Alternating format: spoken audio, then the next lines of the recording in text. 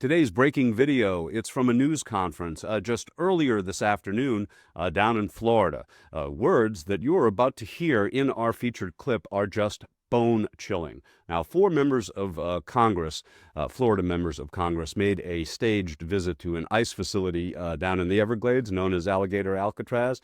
Might have heard of it. Their visit comes after allegations of inhumane treatment of the detainees at the detention center.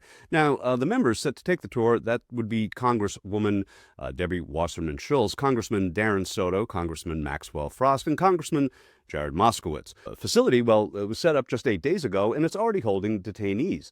Previously, 5 state lawmakers were denied entry into the facility on July 3rd, despite saying Florida law allows them to inspect it without notice. So this group was originally told they would be taking one 90-minute tour. Now, late last night, they got an email saying that it would be only a 30-minute tour and they'd be split into 3 groups. Well, in our featured video today, we have the profoundly disturbing account by Florida Congresswoman Debbie Wasserman Schultz immediately after that tour.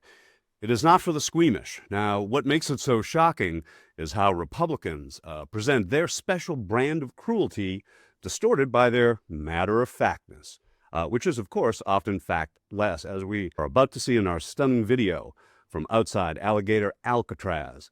Now, just last week, this peach had this to say about ICE detention facilities and why there is no need for any concern.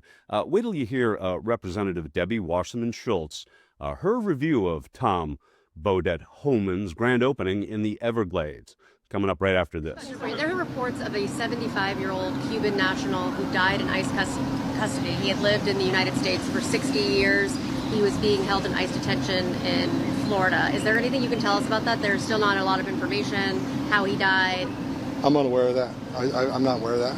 Okay. I mean, people die in ICE custody. People die in county jails. People die in state prisons. I mean, if you look at, when I was ICE director and we drilled down that, the question should be how many lives does ICE save? Because when they go into detention, we find many with diseases and stuff that we deal with right away to prevent death. So I'm not aware of that specific case, but I'll say this. People can argue with me all they want, but the facts are the facts. I think that politicians in New Jersey found this out, that we have the highest detention standards in the industry. I'll compare an ICE detention facility against any state prison, against any federal facility. I'll go head to head with any of them. You go to ice.gov and look at our detention standards. It's the highest detention standards in the industry at a very expensive cost to the taxpayers. So, people say, oh, the detention standards are horrendous. Go look for yourself, then come back and talk to me.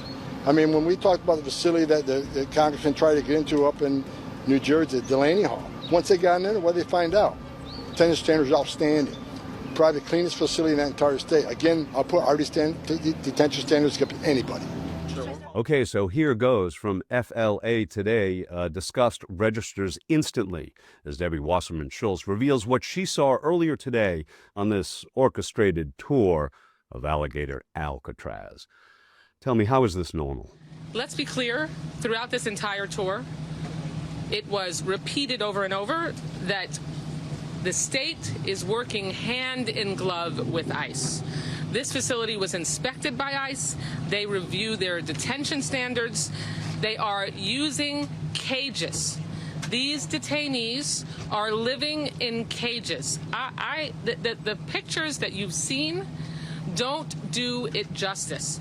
They are essentially packed into cages, wall-to-wall humans, 32 detainees per cage. The only thing inside those cages are their bunk beds, and there are 3 tiny toilets that are toilet units that have a sink attached to it.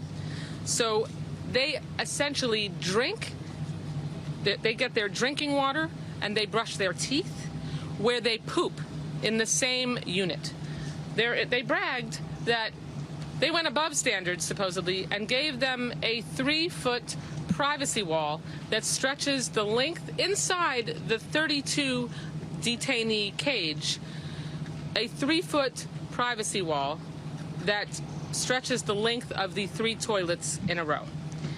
The showers provide no privacy at all. There are no curtains on it. It's a big open shower unit. There are, small walls in each shower. But, we're talking about all 900 men who are held in this facility. It is built currently for 1,000, and they have no privacy at all when they're showering. For meals, when we walked through the quote-unquote meal prep area, the kitchen area, for lack of a better term, they had the portions that were available for detainees, and they had the portions that were available for employees being prepared at the same time. The portions available for employees, large pieces of roast chicken, large sausages, and the detainees' lunches were a small, gray turkey and cheese sandwich, an apple, and chips, and that's it. We're talking about fully grown men being fed very small portions. I ask again, how is this normal? How is this normal? How is this normal? It's not. It's wrong.